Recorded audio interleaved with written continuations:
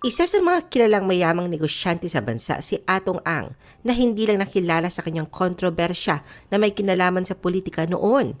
Usap-usapan din ang mga babaeng naugnay sa kanya.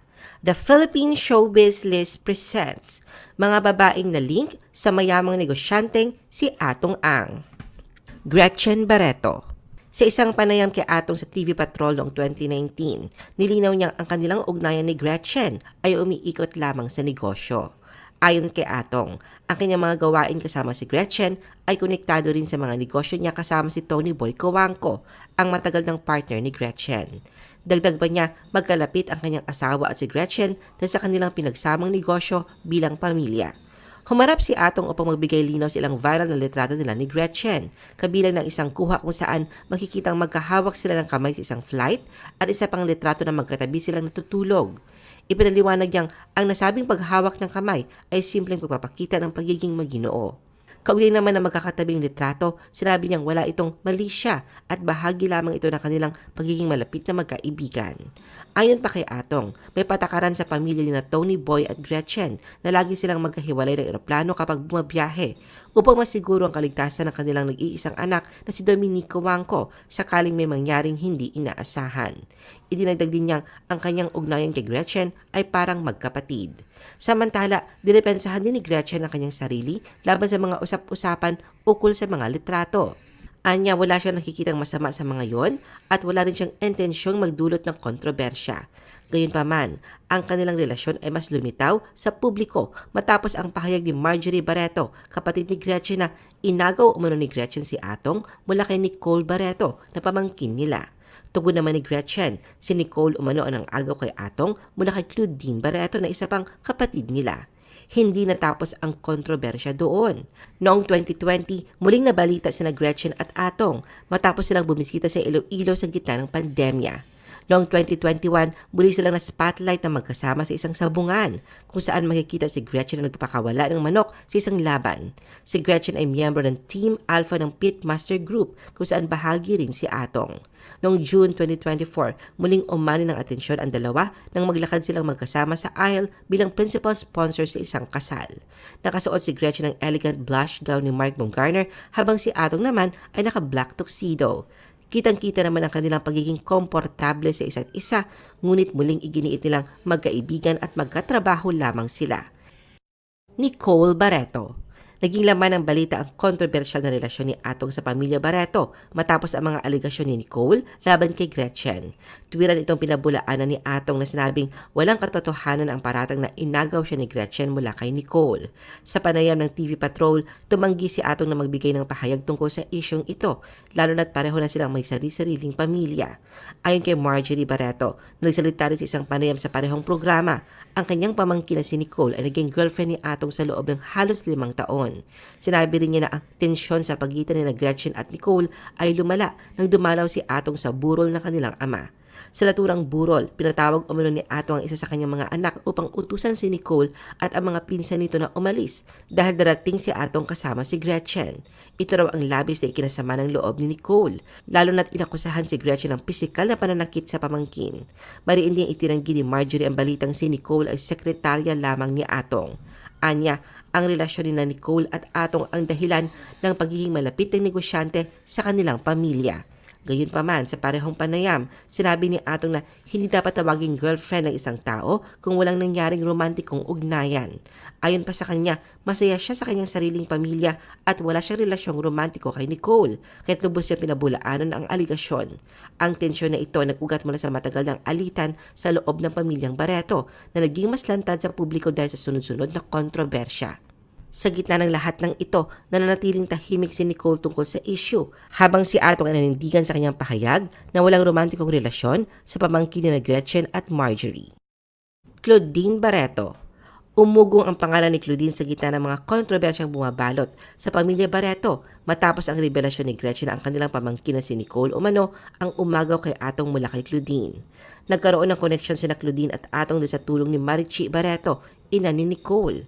Inilapit di umano ni Marichi si Claudine kay Atong upang matulungan ito sa isang isyong kinasasangkutan nito kay Martin Castro. Si Martin isang malapit na kaibigan ni Raymart Santiago, ang estranged husband ni Claudine at Derek Ramsey na noon ay boyfriend pa ni Angelica Panganiban. Ang ugnayang ito ay nag-ugat sa isang malisyosong chismis na lalong nagpalala ng hidwaan sa pagitan ni Claudine at Angelica na dati magkaibigan. Pinaratangan ni Claudine si Angelica na siyang nagpakalat na balitang may illicit affair umano si Claudine at si Martin. Sa gitna ng gustot na ito, isinama ni Marichi si Claudine sa isang kasino upang makausap si Atong na maaaring makatulong sa paglutas ng problema kay Martin. Gayunpaman, sinabi ni Atong na hindi sila nagkita ni Claudine mula noon. Sa kabila ng kanyang pahayag na natiling palaisipan sa publiko ang tunay na lalim na kanilang ugnayan. Christine Garcia. Isa sa mga pinakamagandang mukha noong kanyang panahon, si Christine Garcia ay muling nabalita noong 2019 matapos pumanaw ang kanyang ina na dating sexy actress si Vivian Lorraine dahil sa lung cancer. Habang nagdadalamhati para sa pagkawala ng kanyang ina, muling napukaw ang interes ng publiko sa tahimik na buhay na tinatahak ni Christine ngayon. Sa kanyang panayam, ibinunyag ni Christine na may anak siya sa kontrobersyal na negosyante at casino owner na si Atong Ang. Ayon sa kanya, matagal na umano silang may relasyon noon, bagamat minor de edad pa siya na magsimula ito. Sa kabila ng mga isyong ito, binigyang diin niya na ang kanyang anak na ngayon malaki na ay kailanman hindi nakakatanggap ng suporta mula sa ama nito. Hindi na nagbigay pa ng iba pang detalye si Christine kaugnay dito. Sa kasalukuyan, si Christine ay tahimik na ninirahan sa Las Vegas, Nevada kasama ang kanyang asawa at dalawa pa nilang anak. Mayroon silang maliit na negosyo na maayos ang takbo, bagay na nagpapalakas ng kanilang kabuhayan. Ang kanyang buhay ngayon ay malayo sa kislap at kontrobersya ng showbiz. Bagamat tila nais lang iwan ni Christine ang mga usaping bumabalot sa kanyang nakaraan, muling naging usap-usapan ng issue tungkol sa relasyon umano nila Atong at Gretchen. Sinabi ni Christine na matagal na umanong may namamagitan sa dalawa, bagay na kanyang inilalarawan bilang nakakahiya. Gayunpaman, itinanggi ito ni Gretchen, pati na rin ang paratang na kanyang pamangking si Nicole at ng kapatid na si Marjorie na noon nasangkot din sa naturang kontrobersya. Iris Ang. Si Atong ay kasal kay Iris Ang na mas pinili na manirahan sa tahimik na buhay sa kabila ng kasikatan ng kanyang asawa. Sa isang panayam noong 2019 sa Double A sa Double B, tahasang itinanggi ni Atong anumang ugnayan o relasyon sa sino man sa mga Barreto, lalo na sa gitna ng mga akusasyon ng di umano'y pagkakaugnay niya kay Gretchen at sa kanilang pamangkin na si Nicole. Ayon kay Atong, masaya siya sa kanyang buhay pampamilya at hindi niya kailanman ipagpapalit ang kanyang asawa at mga anak para sa anumang uri ng kontrobersya na nagbigay diin na hindi siya papatol sa mga isyong nagpapagulo lamang ng buhay. Samantala, ipinagtanggol naman ni Gretchen si Atong mula sa mga aligasyon ni Nicole sa pamamagitan ng isang post sa social media. Nagbahagi si Gretchen ng litrato ng pamilya ni Atong kasama si Iris at ang kanilang mga anak. Ang post na ito ay tugon sa paratang ni Nicole na inagaw umano ni Gretchen si Atong mula sa kanya. Sa halip na tumahimik, diretsahang ipinakita ni Gretchen ang suporta niya kay Atong at sa pamilya nito, kasabay ng pagsasabing nagmamahalan silang lahat at nais lamang nilang protektahan ang kanilang masayang buhay. Sunshine Cruise. Hindi na lihim sa publiko ang namumuong pag-iibigan ngayon sa pagitan ni Atong at Sunshine Cruise. Sa kabila ng kanilang tahimik na pagsisimula, unti-unti na nagiging bukas ang dalawa tungkol sa kanilang relasyon. Sa viral na mga video na kuha sa magkakahiwalay na sabungan events, makikita ang sweet moment na magkasintahan habang naghalikan sa gitna ng kagalakan ng mga tao. Ang eksenang ito ay nagdulot ng malaking ingay sa social media kung saan maraming netizens ang natuwa sa kanilang public display of affection. Ayon sa mga ulat, si Sunshine ay tinuturing na lucky charm ni Atong sa kanyang mga laban sa sabungan.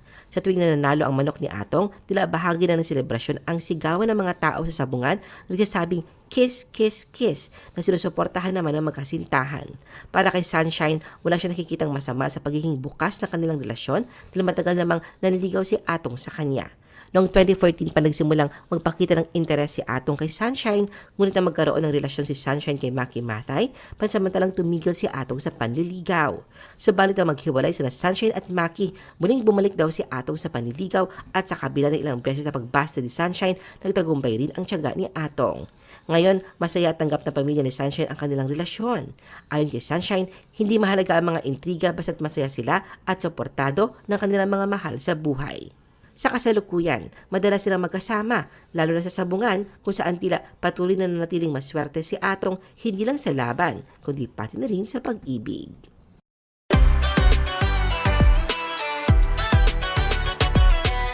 Atomy PH. Buy now, pay later.